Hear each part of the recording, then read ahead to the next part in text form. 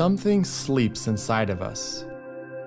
Some innate force that dwells deep from within, somewhere located beyond our senses, but exists in our deepest essence. This untold force in today's society seems to evade the average man. The unawareness of its existence has plunged man into war, discord, and disharmony. So we can say that the awakening process of this force, at an individual level and at a collective level, must come forth for mankind to move away from war, discord, and disharmony.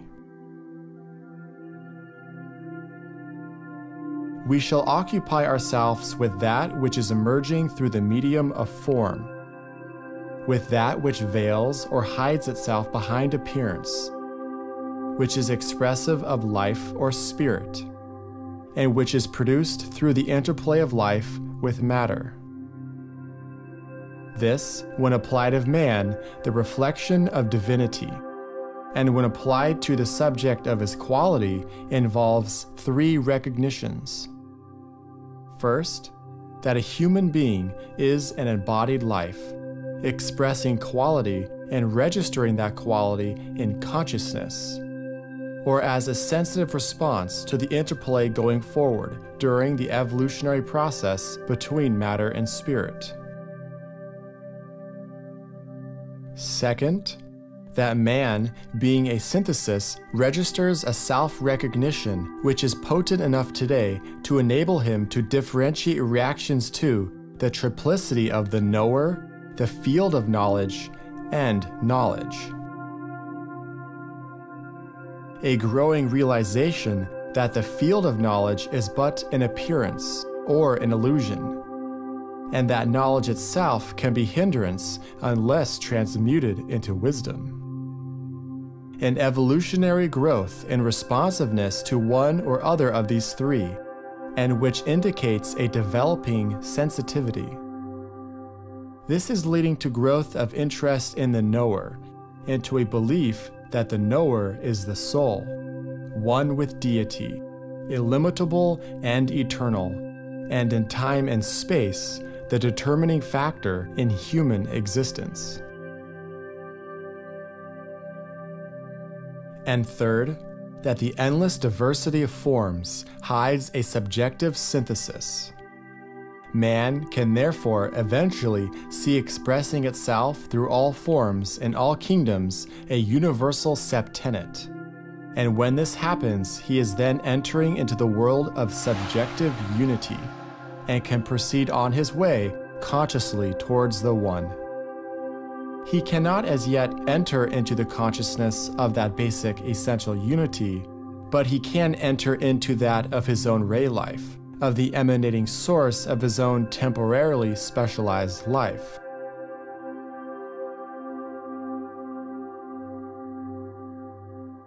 The triplicity of ideas requires careful study. It might be expressed thus: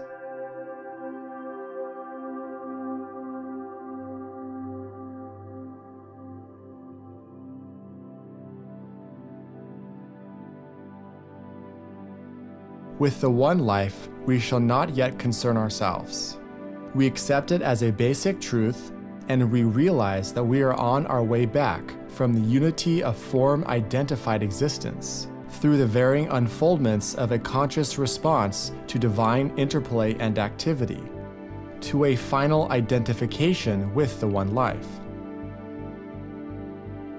Form awareness has to give place to the qualified radiation of the self-conscious spiritual identity, which is that of a Son of God, appearing through form.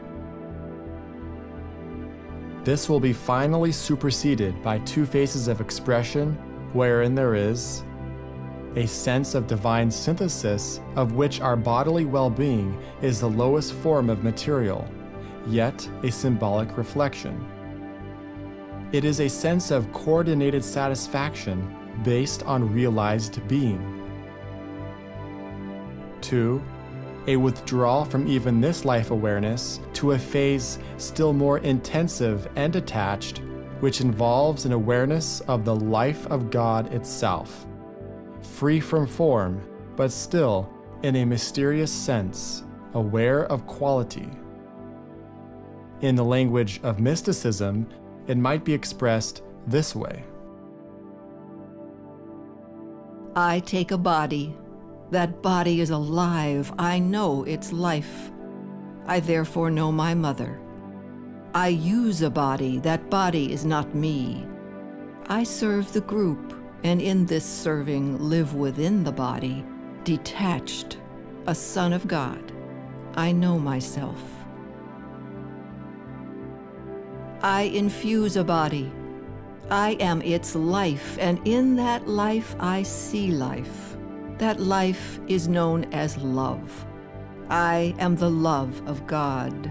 I know the Father, and know his life is love. I am the body and its loving life.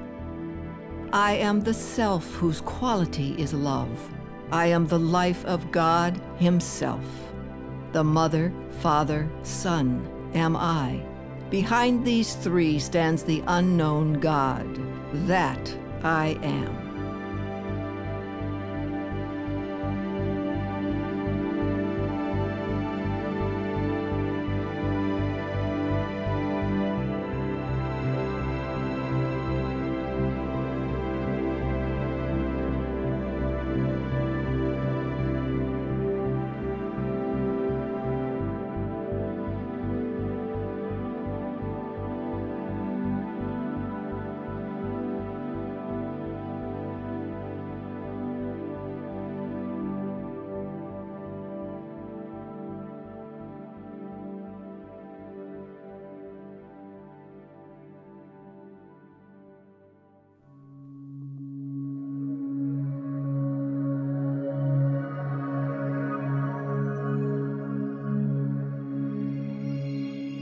In the early 20th century, by the means of the new field of quantum physics, the world took a great leap forward in its understanding of energy. Albert Einstein's famous equation E equals mc squared proved a great truth in nature, that matter is energy, and energy is matter. Scientists study energy intelligently and attempt to manipulate it and unleash its power for human consumption. They devise many ways to tap energy so that it can be controlled and used. Understanding the wide diversity in which energy manifests is key to understanding esotericism. Matter is simply energy in its most dense form. Spirit is therefore the most subtle form of energy. All is energy, and all energy is ultimately one, in that it all arises from the same universal source. But there are 7 distinctive types of energy that are to be found in the manifested cosmos. They are the 7 rays, or the 7 radiological types of differentiated force.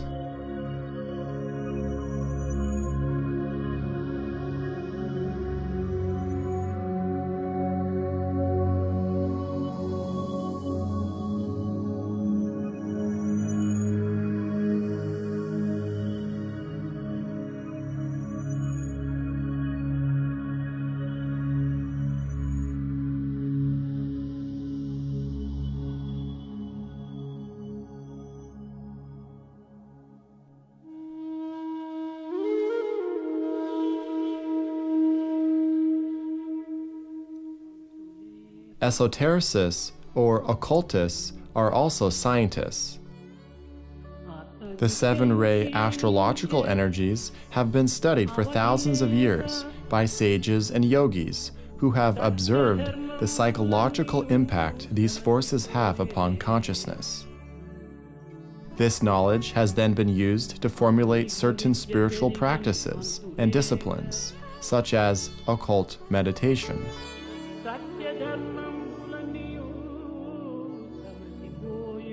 Vedanta has given us Raja Yoga, Buddhists the Noble Eightfold Way, Judaism the 10 Commandments, All are designed to bring about the evolution of consciousness, so that an evolved spiritual being can emerge from the chrysalis, which is ordinary man.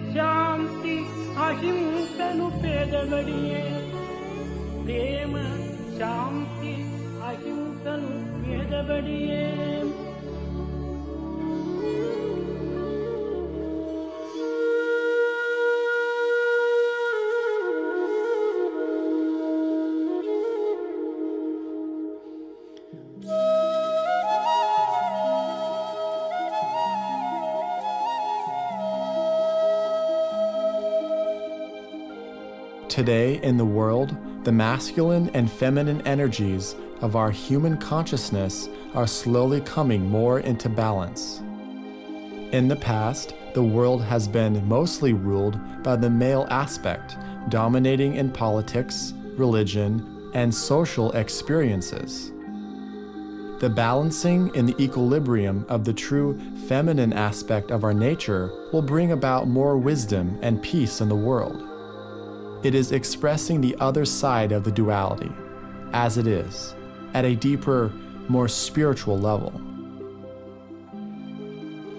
Women are the embodiment of cosmic energy, the faithful companion of man, his fortune. Since she is the concretization of the will of the Lord, she is mystery, wonder, a representative of the protective principle, and the illumination of the home. Women are in no way inferior to men, possessing intelligence, discipline, and spiritual capacity, eagerness to improve themselves. How can they be called weak? How full of fortitude and love is their nature. They are endowed with many virtues. Their self-control is seldom equal by man's. They are the exemplars and leaders for men to tread the spiritual path. Pure, selfless love is inborn in women.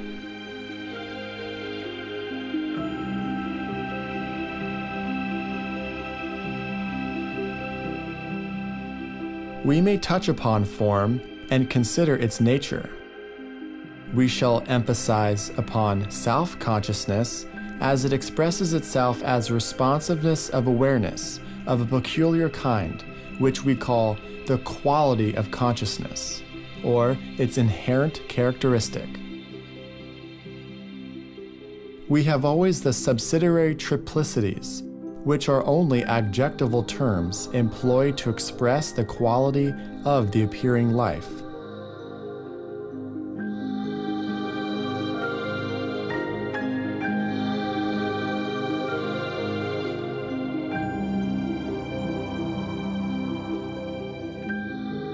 The synthesis of all of these in manifestation we call God, the isolated, the all-pervading, the detached, and the withdrawn. The above abstract truths are difficult of apprehension, but need here to be expressed so that our platform is understood, and we are not open to the criticism that we neglect reality and regard diversity as the only truth.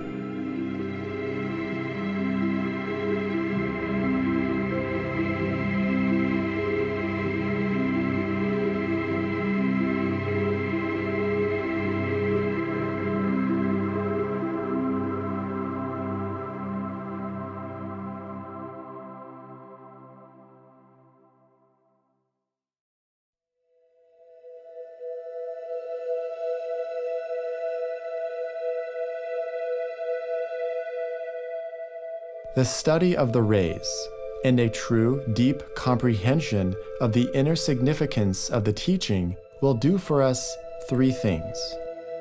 First, it will throw much light upon the times and cycles in the unfolding panorama of history. In the last analysis, history is an account of the growth and development of man, from the stage of the caveman, with his consciousness centered in his animal life, up to the present time wherein the human consciousness is steadily becoming more inclusive and mental, and so on up to the stage as a perfected Son of God. It is an account of the apprehension by man of the creative ideas which have molded the race and are establishing its destiny. It gives us a dynamic picture of the progress of those souls who are carried in or out of manifestation by the appearance or disappearance of a ray.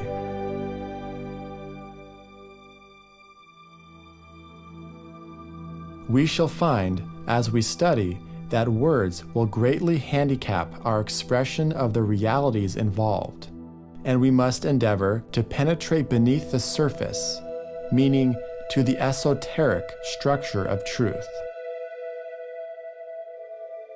These rays are in constant movement and circulation, and demonstrate an activity which is progressive and cyclic, and evidences increasing momentum in the evolution of man's consciousness.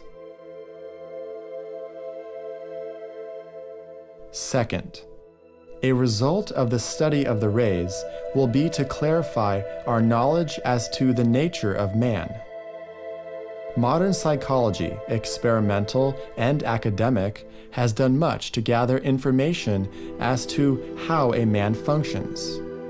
What is the nature of his reactions, the caliber of his thought apparatus, and the quality of his physical mechanism, the mode of his thinking, and the sum total of complex psychosis, neurosis, instincts, intuitions, and intellectual fixations, which he undoubtedly is.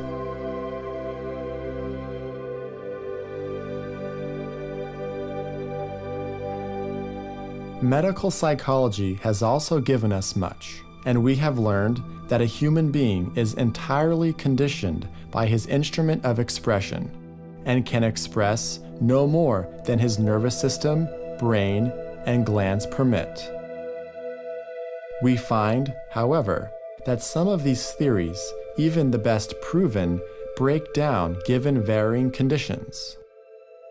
The field of psychology today is so vast, its schools so many and varied, and its terminology so cumbersome that we can make no attempt to deal with it here. The indebtedness of the world to the trained psychologist cannot be estimated, but unless there is a key idea interjected into the whole field of thought, it will fall of its own weight and produce problems, complexities, and diseases of the mind which are direct result of its own methods. The knowledge we now have of how men work on the physical plane as integrated personalities, and of how they can be expected to work given certain conditions, is broad and sound. And the wideness of its grasp can be somewhat gauged if we compare what we know now with what was known 200 years ago. But it has been largely based upon a study of the abnormal and upon the form aspect.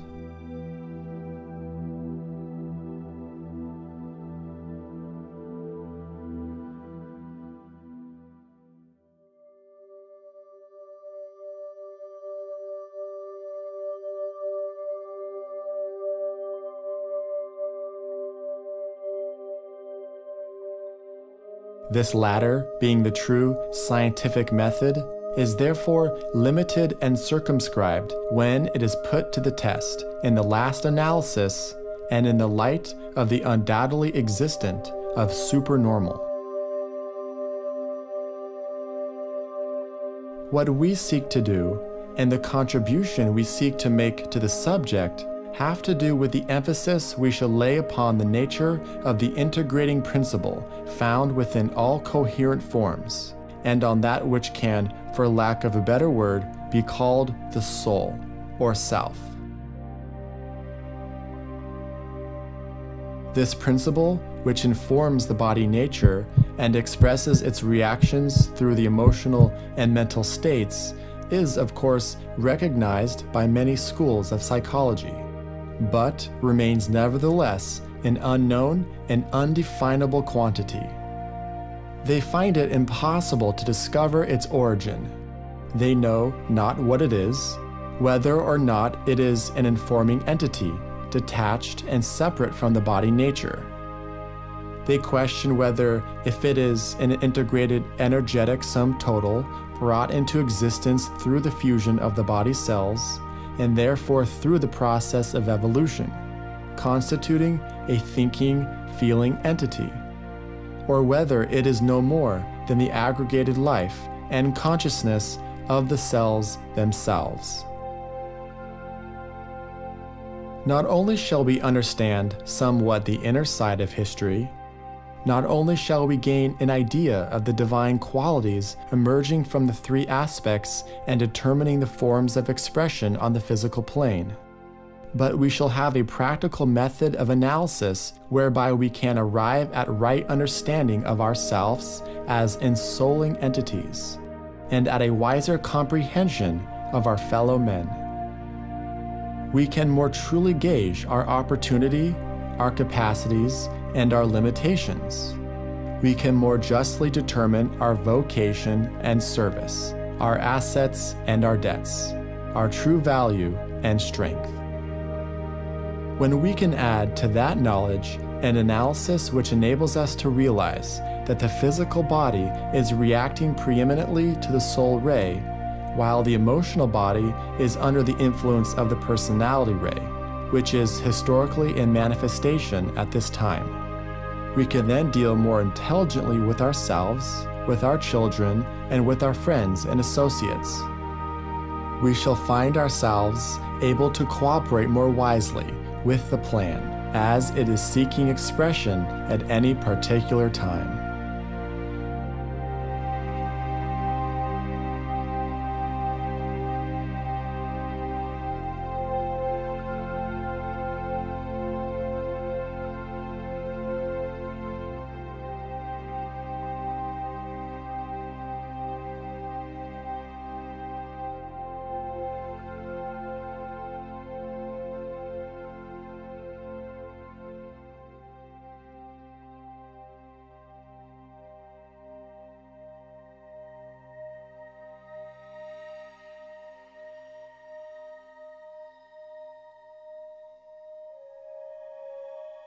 The soul can be spoken of as the son of the father and of the mother, spirit and matter, and is therefore the embodied life of God, coming into incarnation in order to reveal the quality of the nature of God, which is essential, selfless love.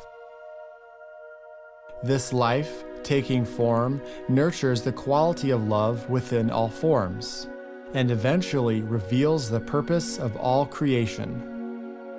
This is the simplest definition for average humanity, being couched in the language of mysticism, thus linking the truth as found in all religions. It is necessarily inadequate, for it fails to emphasize the truth that what can be poised of man can also be poised of the cosmic reality, and that just as a human appearance on earth veils both the quality and purpose, so does that synthesis of all forms or appearances within that unity which we call a solar system veil the quality and purpose of deity.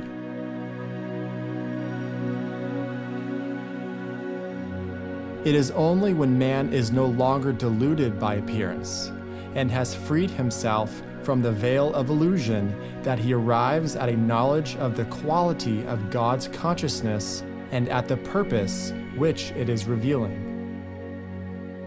This he does in a triple manner. First, he discovers his own soul, the product of the union of his Father in heaven with the mother or material nature. This last is the personality, and then, having discovered the personality, discovers the quality of his own soul life, and the purpose for which he has appeared.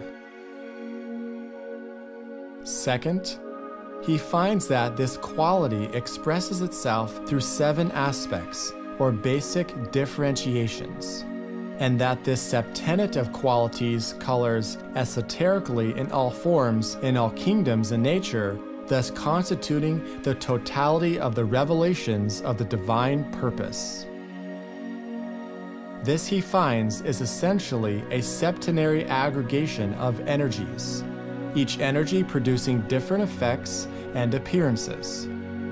This discovery he makes by finding that his own soul is tinctured by one of the 7 ray qualities, that he has identified with his ray purpose, what it may be, and is expressing a particular type of divine energy. Third, from this point, he proceeds to a recognition of the entire septenet, and upon the path of initiation, he gains a glimpse of a unity hitherto neither realized nor ever sensed.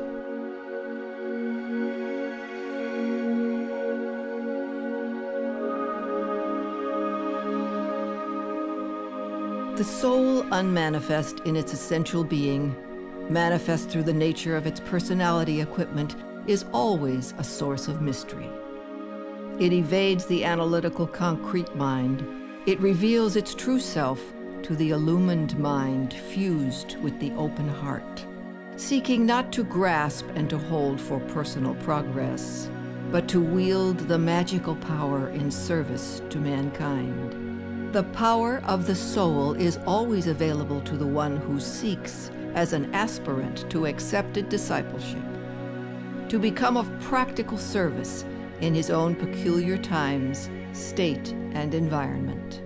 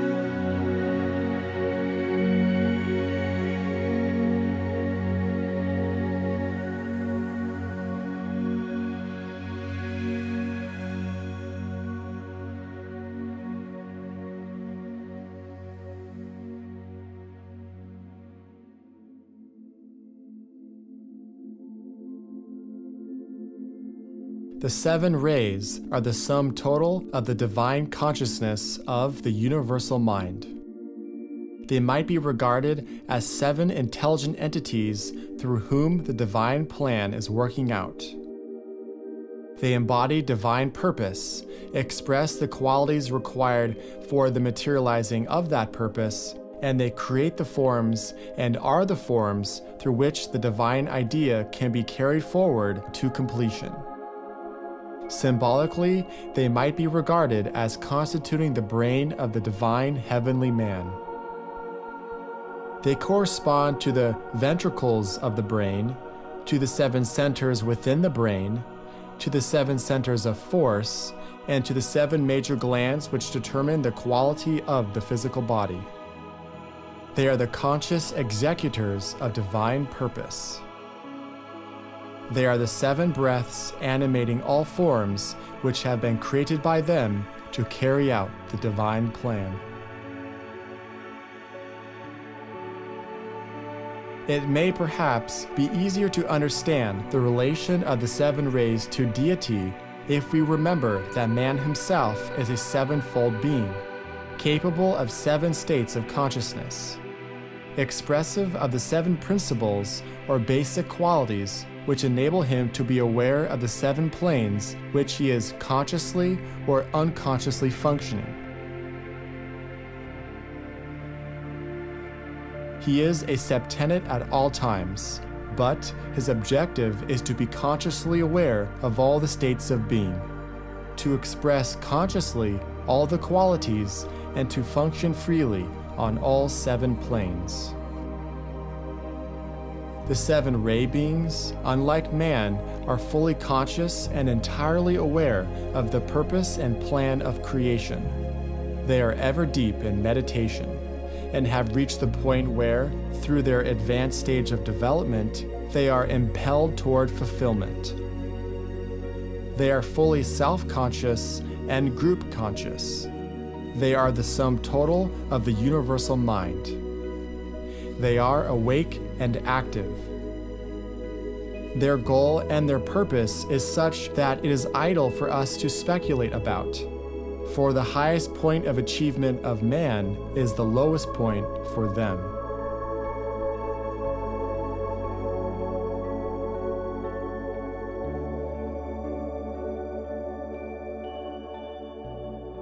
These 7 rays have the task of wrestling with matter in order to subjugate it to divine purpose, and the goal, as far as one can sense it, is to subject the material forms to the play of the life aspect, thus producing those qualities which will carry the will of God to completion. They are therefore the sum total of all the souls within the solar system, and their activity produces all forms. According to the nature of the form, so will be the grade of its consciousness. Through the 7 rays, the life or spirit aspect flows forth, cycling through every kingdom in nature and producing thus all states of consciousness in all fields of awareness.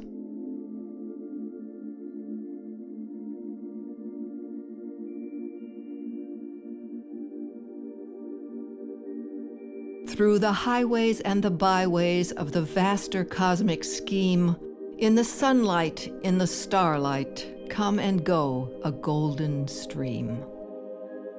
Host to host from distant coast, fringes of the cosmic deep, golden, gleaming, star mist streaming, pace they on, their watch to keep. We small mortals, at the portals of a system far unfurled, catch but flashes, tidal washes from ancient star and distant world. We are blind and cannot find the key to all of life's great story. Until we rise with open eyes, we cannot know its untold glory.